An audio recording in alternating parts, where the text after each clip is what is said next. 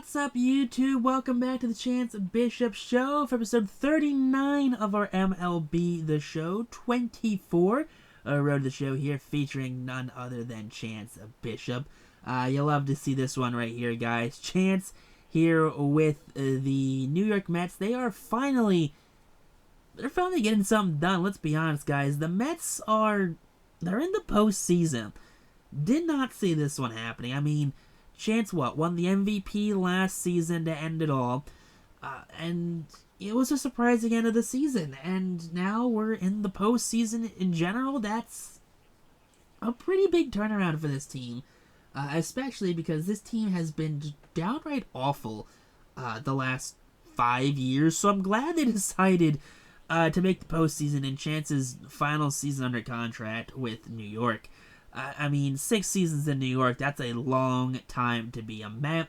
And honestly, a lot of things have changed here in New York. And honestly, Chance has had a lot of issues with the Mets. But we're not worried about those issues. We're not worried about Steve Cohen being cheap and running this team into the ground. No.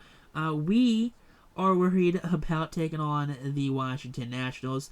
What those? They have some throwback uniforms on? Is that what the Nationals uniform regularly looks like? I don't pay attention to the Nationals, as you guys probably know. So, yeah. Paul Lewis, he's on the mound here. 33 starts, 19-8 with a 204 innings pitched, a 3.74 ERA. So Lewis has just been a trooper on the mound for the Mets. But Robbie Snelling on the mound here for the Nationals. And Bishop's going to fly out to start off this first inning. So leadoff man flies out. You hate to see that. But with one out now here, bottom of the third inning, I should say.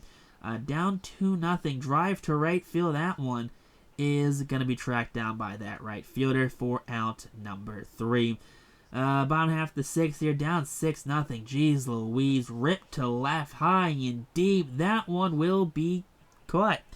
Bishop 0 for 3 on the day here. He's getting the wood on it. He's just not getting it where it needs to go, though.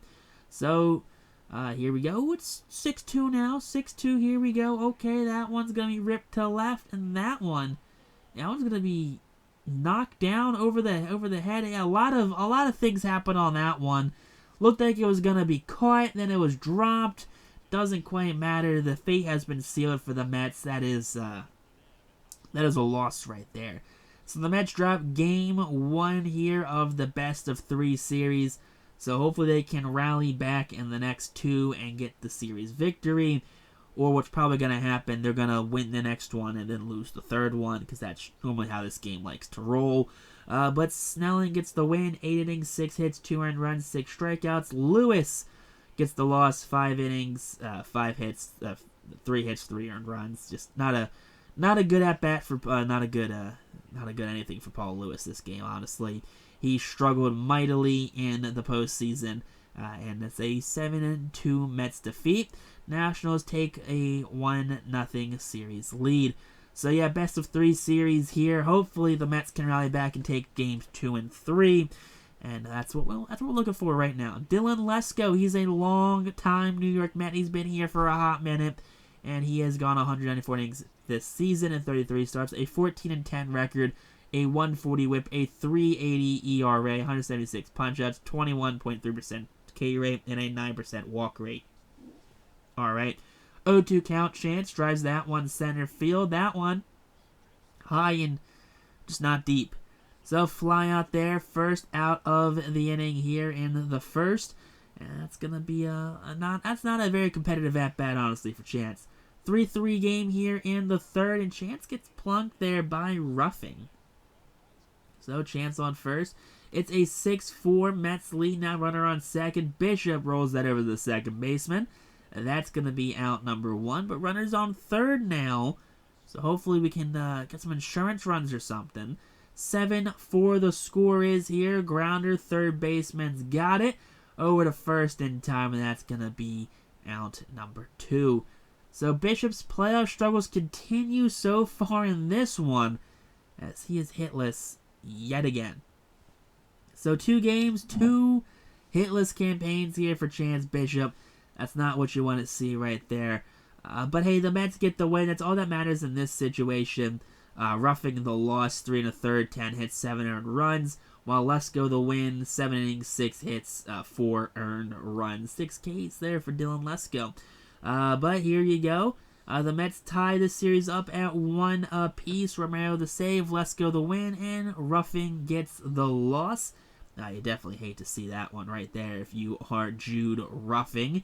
But here you come out of the plate. And now here you go. It is a tied up series at 1 apiece. Both winning teams have scored 7 runs in their wins this series. And the Mets sending Thomas White to the mound. White, 33 starts, 13 12, 197 innings pitched, a 3.69 ERA, a 1.31 WHIP, 182 punch-outs, 21.9% K rate, and an 8.2% walk rate for the Mets starter.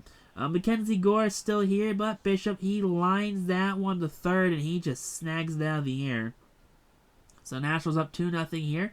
A bunt attempt, Bishop has it. He's going to go to second with it. Throw will not be in time. And the bases are now loaded. Oh boy. 5-0 Mets lead. Bishop struggling is an understatement here in this postseason.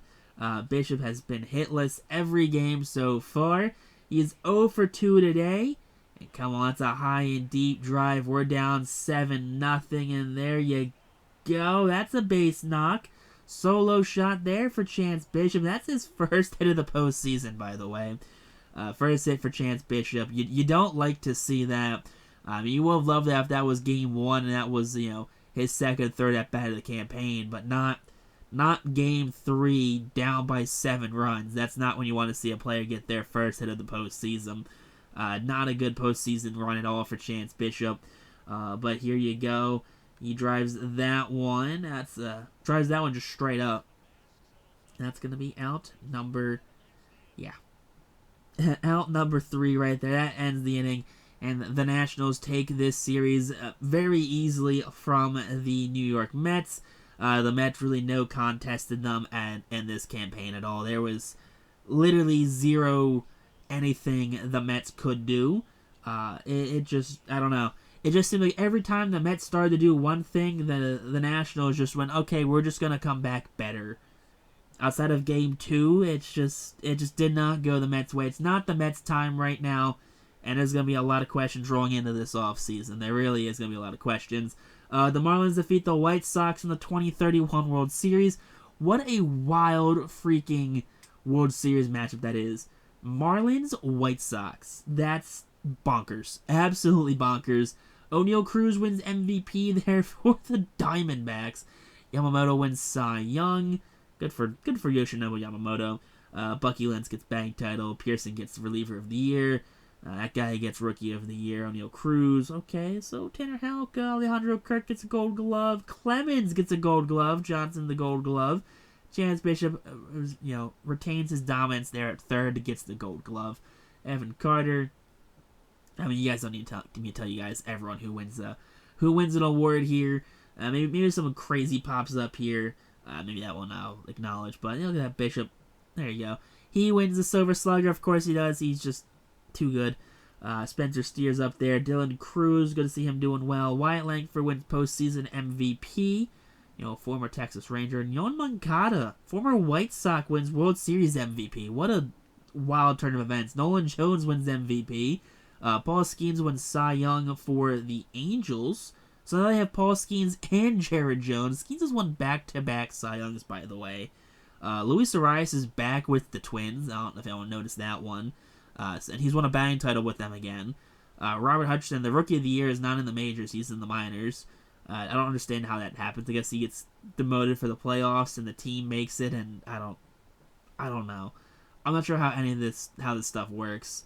Anthony wins a Gold Glove. McCarthy wins a Gold Glove. Alvarez, of course, wins a DH award. O'Hoppy's with the Blue Jays. Bazana there with the Rangers. Tommy Troy there. Good old Colton Cowser still there. Riley Green's with the Angels as well. Nolan Jones also wins the Silver Slugger. Of course he does. Soderstrom wins postseason MVP there with the White Sox, which is just mental. Those who have retired. Anyone crazy? We're 2031. So Cedric Mullins retires with the Twins. Let's see, any crazy names retiring? Kyle Schwarber retires with the Phillies. Good to see him hang up with the Philadelphia Phillies. Wonder if he got like 500 home runs. Probably not. Probably didn't get 400 actually. But take a look here. We got one of the Logan Allens retiring. Drew Baker, Anthony Bando retired. Jake Bird. Good old Jake Bird. Ty Buttrey was pretty good for a couple seasons with the Angels, I want to say. Jake Cronenworth, he retires as a free agent. Hans Krause had a resurgence with the Angels, he retires. Zach Eflin retires. Estevez retires. Let's see, anyone else? Ian Happ retires down there, okay. Derek Huff, Shota Imanaga retires. Alright, 2031, Shota Imanaga. Phil Maton, he retires. Jake Myers retires. Let's see, Aaron Nola, he's retiring down there as well as a free agent. So he served out his contract with Philadelphia. Hopefully it's probably not going to make the Hall of Fame because no one makes the Hall of Fame in this game. Kodai Senga retires as well. So a bunch of Japanese-born players retiring. Gary Sanchez, former face of the Yankees, he retires. Tyler Wells retires, former pitcher there for the Orioles. Masataka Yoshida retires as well, and no one makes the Hall of Fame because why would anyone make the Hall of Fame in this game? A baseball game where no one makes the Hall of Fame, absolutely wild. It confuses me every time how they just can't get anyone ever make the Hall of Fame. Best thing you should know, peace out, rock on, stay super classy, catch